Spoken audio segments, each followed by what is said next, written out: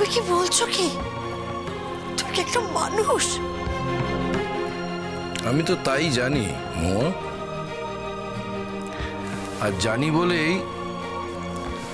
আমি আমার ফুলের মতন মেয়েটার মনটা আমি ভেঙে দিতে পারবো না বাবা হয়ে।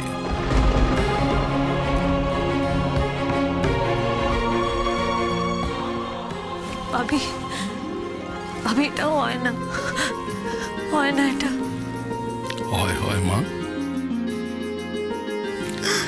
এটাই হওয়ার কথা ছিল। অনুরাগ তো তোকে ভালোবাসে,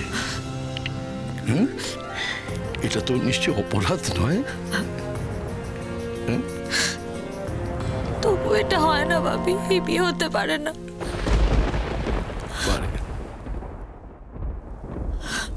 তিনটে নদী একটা গল্প, মেঘালো ছায়া স্বল্প, তিনটে নদীর একটা গল্প, মেঘালো ছায়া স্বল্প। মেঘলা যদি এ বিয়েতে মত না থাকে তাহলে আমি ওকে ফোর্স করবো না। ও হয়তো আমাকে ওর যোগ্য বলে মনে করে না। তুমি আবার অভিমান করে অন্য কিছু ভেবো না, এর আগেও তো একবার হলো।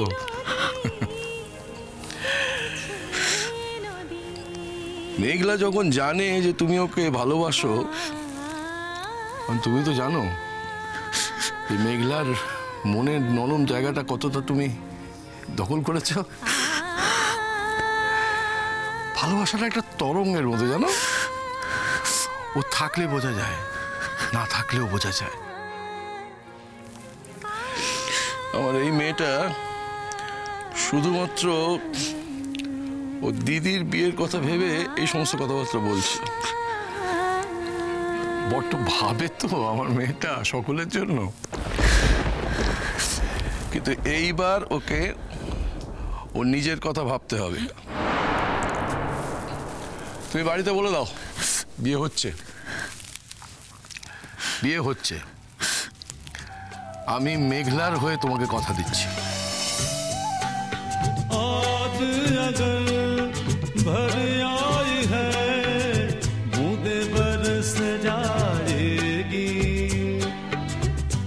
क्या पता इनके लिए आंखें तरस जाएगी, ओ जाने कब गुम हुआ कहाँ खोया, एक आंसू छुपा के रखा था, ओ तुझसे नाराज नहीं जिंदगी, हैरान हूँ मैं, ओ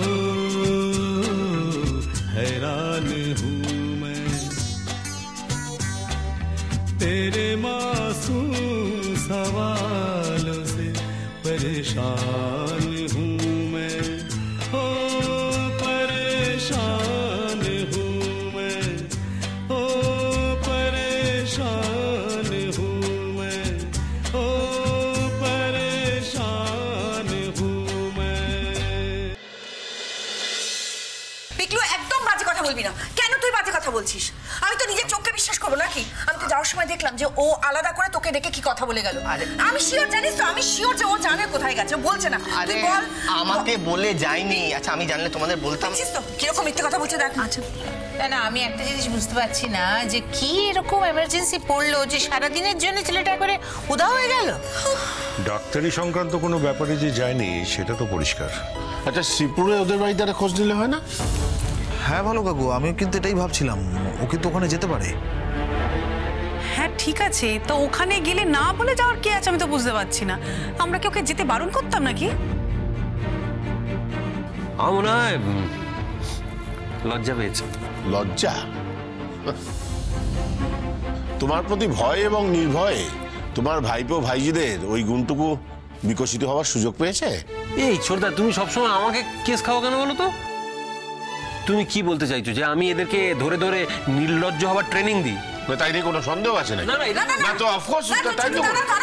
দাঁড়া, ওকে আসতে দাও। আজকে আমি এর একটা হেস্ত নেস্ত করে ছাড়বো। এটা তো মেনে নেওয়া যায় না, এটা চলতে পারে না। এটা অত্যন্ত বাড়াবাড়ি হচ্ছে। মানে বিয়ের 2 দিন আগে উনি কোথায় যাচ্ছেন, কি করছেন আমরা কেউ জানতে পারবো না? আমাদের কারো জানার কোনো অধিকার নেই। এটা তো হতে পারে না। এটা কি করে মেনে নেওয়া সম্ভব বলো তো?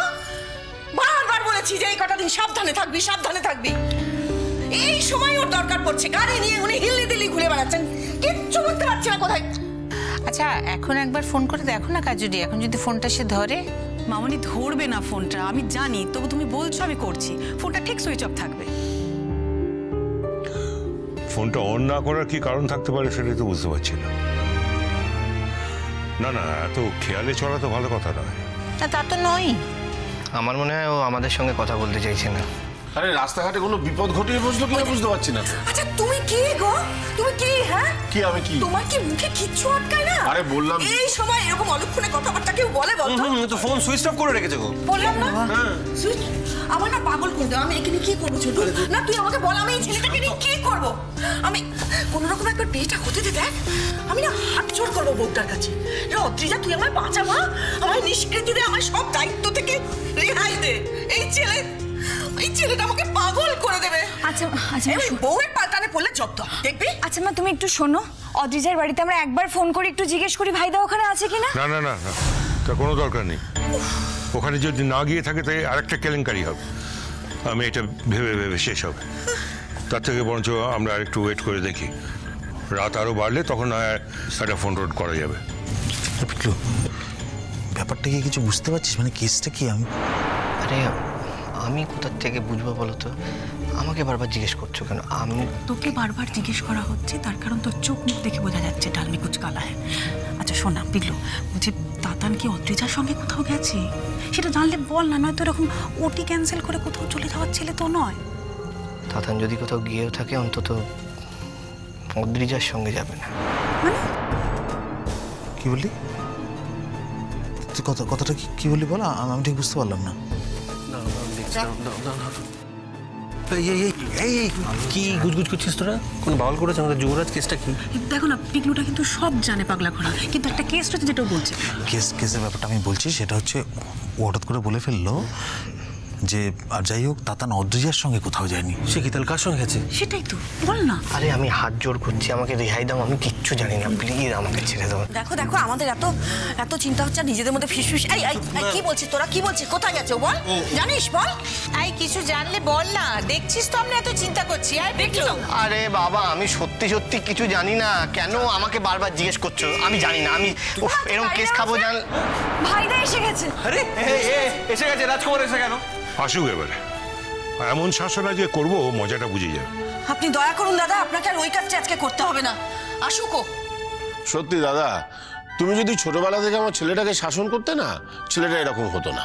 ছোটবেলা থেকে তোকেও তো অনেক শাসন করেছিলাম, কি লাভ হয়েছে তাতে? বুড়ো বয়স অব্দি তোর স্বভাবটা কি পাল্টেছে একটু?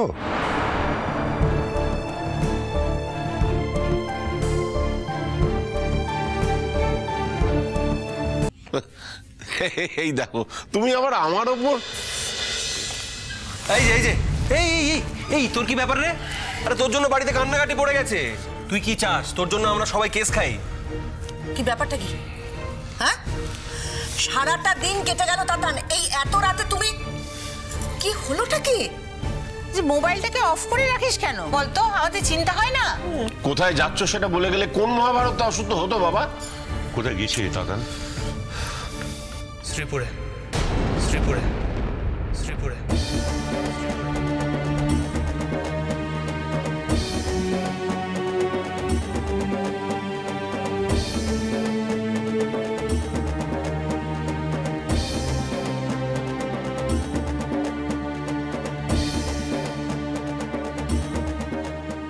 মারাত্মক কিছু করতে চলেছে নাকি আমাদের বাড়িতে? তাতান কি ওর জীবনের কিছু ওলট পালট করে এলো?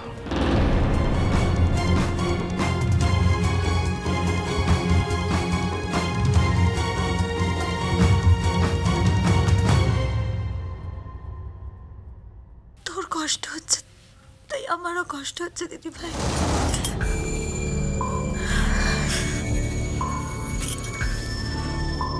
আমার জন্য তো তোকে আর কষ্ট পেতে হবে না মেঘলা। বাবি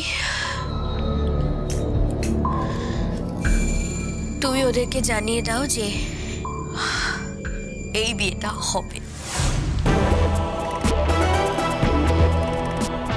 আর মেঘলার সঙ্গেই হবে।